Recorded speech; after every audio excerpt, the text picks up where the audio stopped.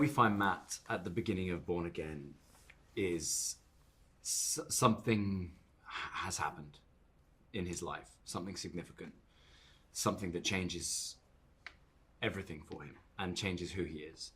And what he's trying to do is re-find an identity, rediscover who he is, make amends where possible for past mistakes, and also deny an element of himself. However, that becomes impossible for a number of reasons, and one of those reasons is Wilson Fisk. There's a couple of different ways to look at that, I think. Like, I'll just step out of my role in this whole thing for a moment. You know, the idea is it's two men that sort of need each other to exist in a way. I mean, that's how it's been so far. They motivate each other in the most dark ways, and I think that's a big deal. The easiest example is when you bring the two characters together. We do it as little as possible because it's so intense when we do it. It means something. I was saying earlier that it has to be the beginning of something we need to have a scene with the two of them together. It has to be the beginning of something we are going to use throughout, or some of the way, or it's the end of something, and sometimes it's both. And so they're planned well. In this season especially, Dario did an amazing job of when he's put them in. I think Charlie and I have a little bit to do with that, but it's mostly Dario's way he writes structure is really good. And I think that they, there's immediate tension. There's immediate interest when the two of them are facing each other. I think I think they kind of wish each other didn't existed, but sort of know that they need each other. It's such an honor to work with, some of the actors in this show, Deborah, Elden, and John, particularly. I don't think that the show Daredevil would have the emotional impact that it has had without Deborah and Elden playing Foggy and Karen.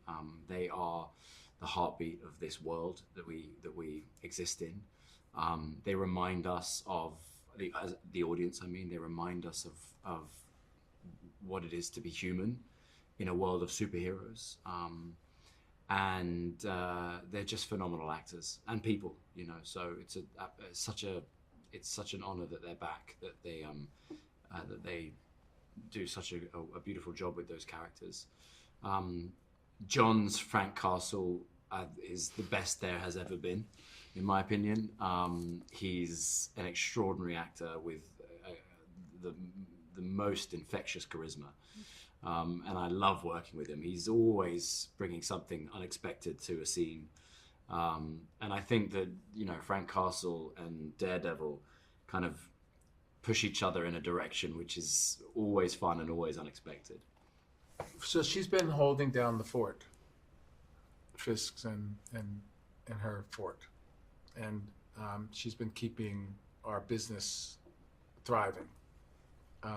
Unfortunately, I've disappeared without giving her any reason. And so that would come in a timeline that would come while I was dealing with the Echo character. And so I show up after this kind of disappearing. Her husband disappeared for a while. And so Ayelet is an incredible actress, Ayelet Zurer. I say that as her peer, but also as a good friend of hers. I know the way she works. I know how much she puts into it, and you can just see it when you're working with her. There were times when we were working together that there was no acting needed. I was reacting completely, just receiving everything that she was doing and saying and just reacting off of it. I think it's similar to Charlie and I, we get to know each other so well, and Ayelet and I know each other so well for so long now. it's an incredible thing. It's a very intense relationship. She is trying to understand her husband the best she can, because she loves him very much. And Ayelet, I know, has feelings for me because we're like really close buddies and have been for a while. And I feel the same about her. And it's just, you know, I can't not include that when it comes to me talking about her performance, because we are really taking each other in and receiving each other and reacting to receiving each other. And it makes for a really fun scenes to do. Even though we're going through pain or emotion sometimes during the scenes, it's a lot of fun. So I think that, you know, the idea that Dario had and that we loved, Ayelet and I, is that she's the stronger one of the two at this moment, and she's really kept things together. But he has a plan, and he asks her to forgive him and come along with the plan. In this new life that Matt is constructing for himself, he meets someone new who doesn't know him. It's not from his past. Heather Glenn, played by the amazing Margarita, and he attempts to have a relationship with someone where he is vulnerable and open and honest to an extent. But what he doesn't tell her is probably the biggest secret, which is that he has had an alter ego, and a byproduct of that is that he doesn't let her know. He doesn't explain to her that he has these heightened senses, and although he is visually impaired, he is able to function in a way that wouldn't require a cane and etc. That's a big piece of withholding. And it's interesting. It's complicated to understand why someone might keep that from the world, but also watch them struggle to try and have an honest, open relationship. So it's probably doomed from the start. But it's very tender at times. It's very supportive. He moves in with someone for the first time. We've never seen Matt live with someone, cohabit. And Margarita brings there's such a humanity to it, and such a kind of sexiness and a vulnerability to her performance. I think she's going to be a big breakout from this season. I mean, she's an amazing character actress. Like she could do leading parts, obviously, because she's so beautiful. But her style is very much, I think, a very, very specific kind of character actor. She builds these characters, and if you see in her other work what she does, there's nothing like what she's doing in our show. Yeah, it's amazing. I was just thinking, if I may add, I don't know if this matters or anything, but it's amazing how we have these three actresses that are so I know. Deborah, Ayelet, and Margarita. How lucky are we? You know, I think about it when I work with them individually, but if you group them all together, this is the first time I've ever said it out loud, grouping those three people together, and the talent and how gutsy they are and brave, and the way that they're so different. Yeah. It's amazing, right? Yeah. I mean, it's very imposing, I have to say. Those three are incredible actors. Yeah. It's a good way to ask the question. New York City is a character in our show. It's more in this show more than even the Netflix show. I mean, we go even further. The filmmakers go even further with the way they use New York, and I think that this way that Dario has written this show, and is just New York. He's made New York a big part of it. I think that for Charlie and I, if I may say, that the idea of shooting here in New York was a must. You know, we kind of made sure that it was where we wanted it to shoot. I think as a team, we both wanted that very much. So it's New York is very important to us, and I think when you watch the series, you'll see how exactly it is important to our story. I think that people embrace this franchise and these characters for a number of very large reasons. One is that there have been great stories told with these characters for roughly the last 60 years. There's so many good runs of that comic book, and the namesake of the show, Born Again, is actually one of those sort of transgressive kind of, I think at this point in pop culture, it's one of those things that people who, for whatever reason, don't like comic books call graphic novels and call it more like literature. People should feel that way about comic books too, but but it's that, and it's one of the greatest. That book is one of the greatest superhero stories ever told. And now, granted, a lot of the plot points from that book were covered in season 3 of the Netflix show. That said, we made a lot of stylistic, even like lighting choices based off the artwork from that book. But I think the other big reason why this franchise, this character, this show has so many fans is because the Netflix show is a masterpiece. The Netflix show has some of the best TV crime drama writing in general of the last several decades. And what they achieved in humanizing Matt Murdock and William Fisk and making them, shattering them out of archetypes and turning them into these, like, you know, even like someone who might be one of the worst human beings in New York City, but you see him fall in love and you see him be human. It's a great accomplishment of that show. I think that's one of the reasons why its legacy has endured. The criteria we were trying to hit was actually our own expectations as fans of the original show and as a character, and what the kind of show we wanted to make was what made us love the Netflix show. It's dark and gritty. It is street level. It is about complex characters and inner darkness.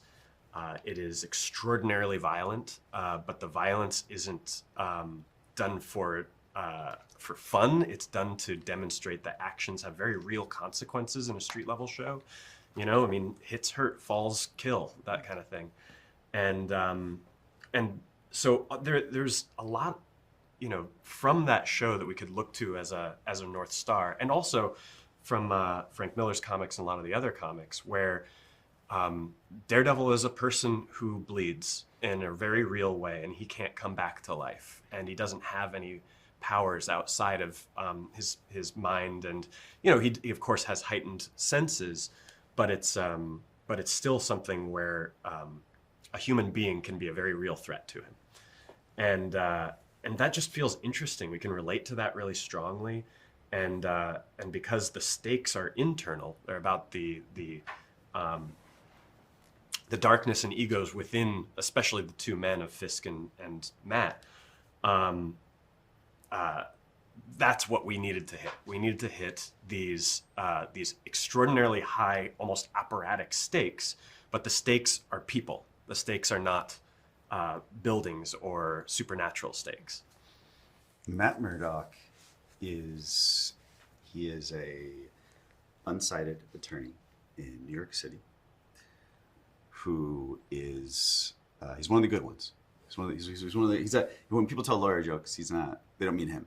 They don't mean him. They don't mean his Fred Foggy. He's the good guys, and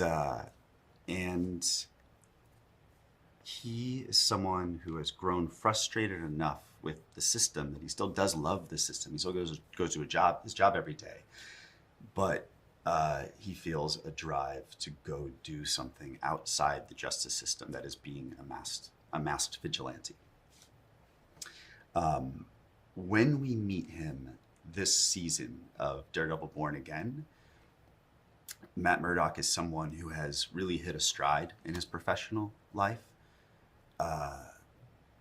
They're no longer struggling as a law firm, and he is, in the first act, he faces something that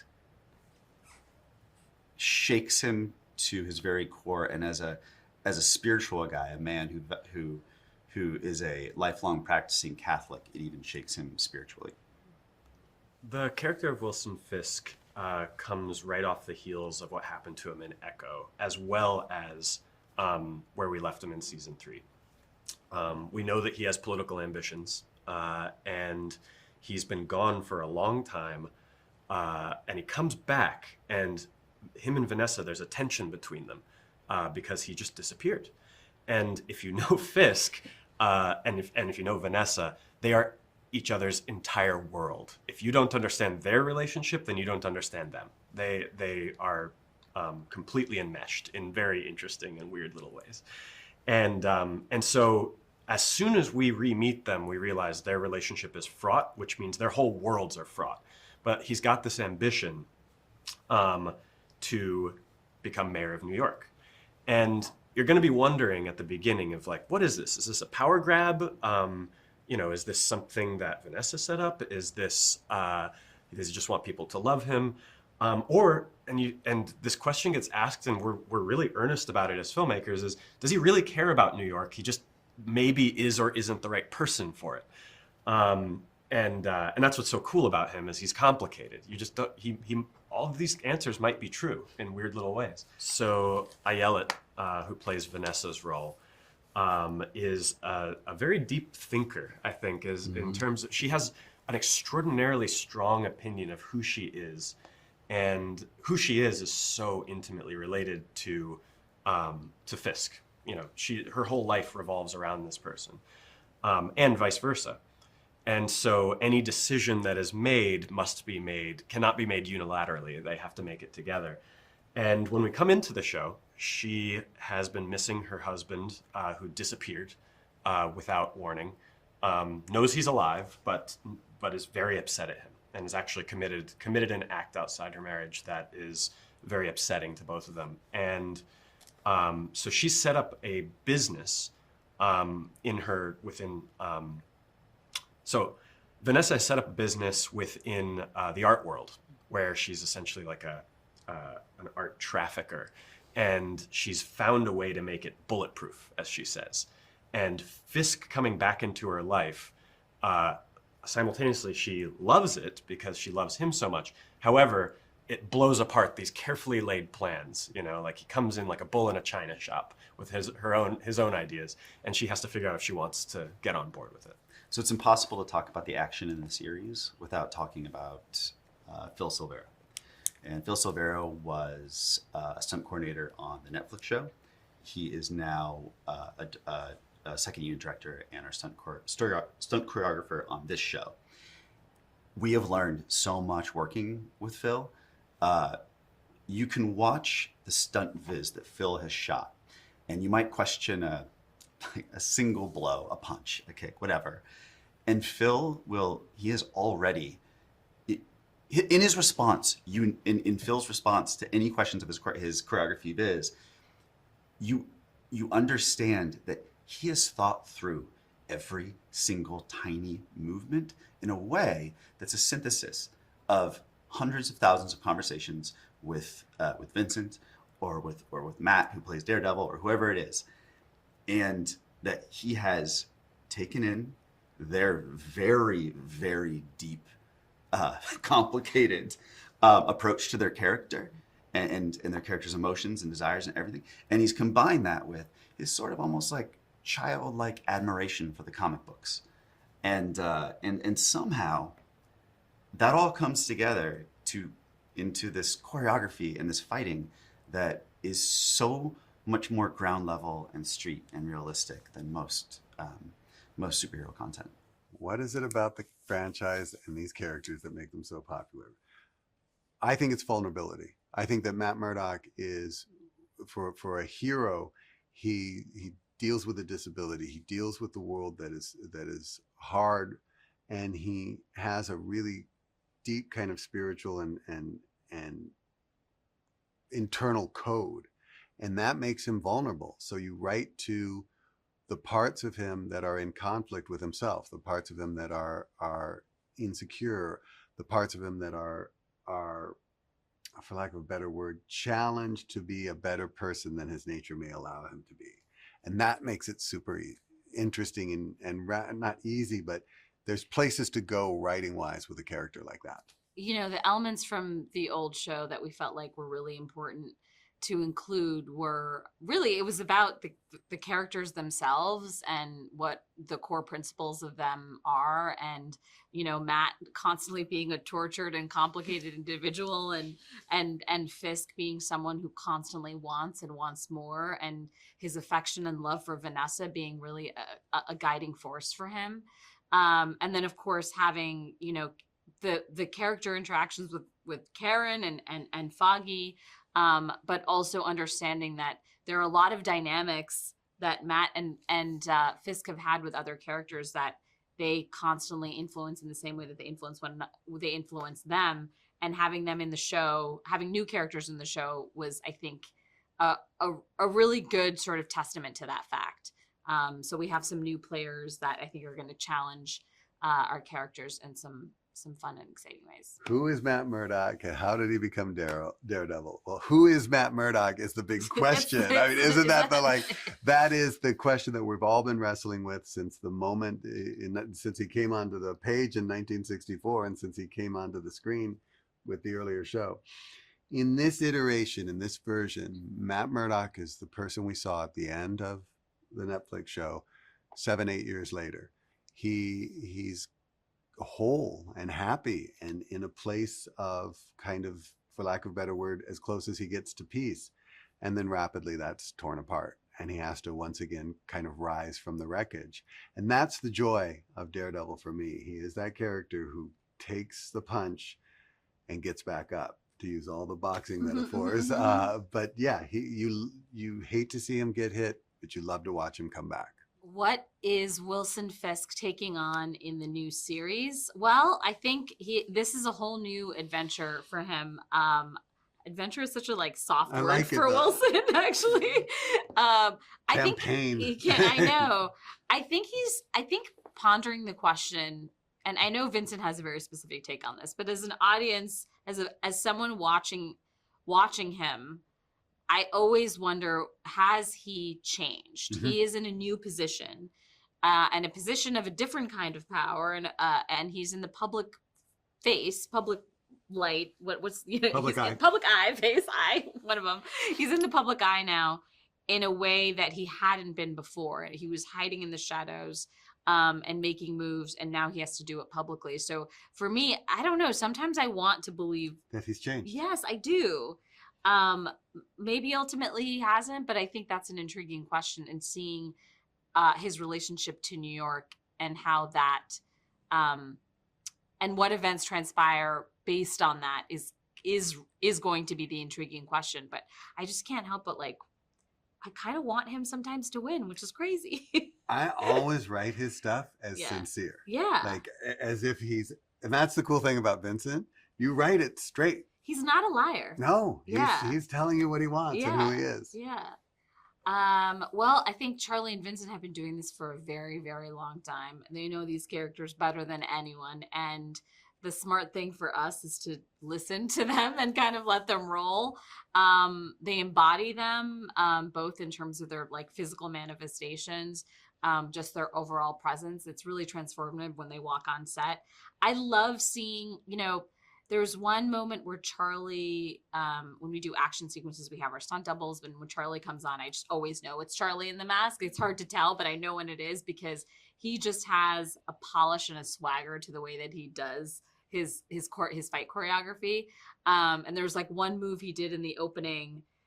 It was just so cool. He just stomped his legs and screamed, and it was just so awesome that I feel, for me as a fan, it's just really awesome to see these characters come alive through these amazing actors. Yes, Matt has a new love interest in Heather Glenn, played by Margarita Levieva, and it's a new place for Matt. I think that this is for lack of a better word, this is a grown-up relationship, and he's trying to be. It's that same struggle. He's trying to be the best man he can and be the best person he can in this relationship. And part of the fun is watching that fall apart, for lack of a better word, is watching the struggles he has to maintain a normal relationship, and it just going 8 different kinds of sideways. So, and a credit to Margarita Levieva. I do that over and over again, and she's gonna get mad at me. A credit to her for kind of creating this really, really interesting character that is carried along by events that she's really trying hard to wrap her head around until she gets to a moment where it's like, no more shall. She draws a line in the sand, I think. You know what? First of all, what I love about Marvel in general is that New York is a major character, especially in the comics. And for Daredevil fans, people know that New York and Hell's Kitchen are a big part of his story. It was so awesome to shoot here, to shoot in the streets of New York. We got to shoot in Hell's Kitchen. We shot actually across the street from my old apartment building, which was a crazy and weird feeling. Just like the places I used to go to were right there. And then you see, you know, Charlie, you see Matt, Karen, and Foggy walking around. It was very surreal. So it was nice to have that backdrop and to make people know that this is a grounded and gritty, but a New York that you recognize. The people live. And the people were real.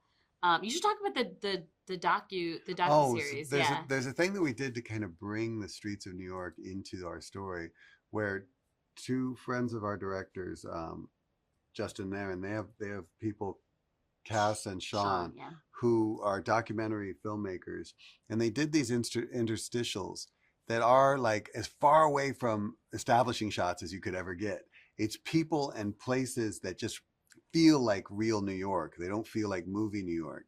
And we threaded that, for lack of a better word, vibe throughout the entire season. So you feel that this is not a New York that was shot on a backlot, or not a New York that was kind of crafted in Toronto. This is New York, and the people in it are New Yorkers. And that's important.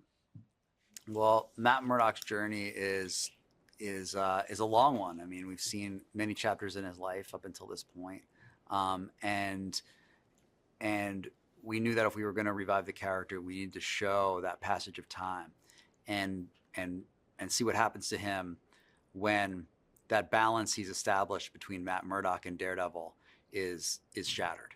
When those pressures come to bear and he can no longer balance those 2 sides of his personality, what erupts in the aftermath? Well, it's funny, since we began creating content for Disney Plus, we've actually been able to push those boundaries further and further. Disney Plus as a service is something that's now includes FX content and Hulu content. We made a TVMA show last year, a show called Echo, and really there haven't been any limiters put on us in terms of being able to tell the best story we possibly can. You know, we can be as violent or as intense as we need to be, as long as it's telling the best story. At Marvel, we are always trying to honor the source material, and the stories that came from publishing over the last, in Daredevil's case, almost 60 years. And there are so many waves to these characters. Different creators come in, writers and artists, and they bring something new to the table. And then we also, in this case, have the benefit of the original series, and seeing how those writers and also those performers, Charlie's portrayal of Matt and Vincent's portrayal of Fisk, they have become icons. And so we just look to what came before and are able to hopefully honor that and bring it into its next step in its evolution. We find Matt living an ideal life. He's got a law firm with his 2 best friends, Foggy Nelson, Karen Page. He is also still a vigilante, still a street-based superhero, looking out for the little guy, and things they feel balanced and good for him. At the same time, we find Wilson Fisk having gone through a transformative experience. He's starting to think about his legacy more. It's no longer enough for him to feed his ego with money. He now wants to build something that outlasts him. And he loves New York, and he feels like he's the person that can protect the city from its evil forces, even if that means doing it with a strong hand. Those two forces come to bear, and both men realize it's not quite so simple. You can't just lock your shadow self in a box. It's going to come out. And the longer they try to hide from who they really are, the more pressure comes to bear until eventually it explodes. I think that Charlie is, his performance is it draws you in. It's filled with pathos. You really feel for this guy because you can imagine what it would be like to be in his shoes. He as a performer, he really draws you in and allows you to imagine like what it would be like to make those moral decisions that he's constantly wrestling with. Vincent is he transforms into Kingpin, fully. I mean, his energy as Wilson Fisk is very different than his energy as Vincent D'Onofrio. It's sometimes it's like being in the presence of the fictional character when you're around him. Fisk, he is unethical, he is amoral, but he is truthful. He's a wolf in wolf's clothing. He tells it like it is, and he really loves New York, and he believes he can be a great mayor. His history is his problem. He has left bodies in his wake, and it's not so simple to turn around and decide you're going to be a functioning member of society after you've done so much evil in the past. Muse is a serial killer and an artist who uses his victim's blood as part of his medium. It's as horrifying as it sounds, and it is something that puts the entire city on edge. So while you have these two men, Matt Murdock and Wilson Fisk, trying to not indulge their shadow selves, you have this serial killer out there filling the city itself with fear, and he is a catalyst to forcing Matt Murdock towards his Daredevil side and forcing Wilson Fisk towards his Kingpin side. I think there's lots of surprises along the way. What I hope people take away from it is like, I really want this conflict between Wilson Fisk and Matt Murdock to really land hard with people, and to lead to the big emotional and action-packed culminations that we set out to make.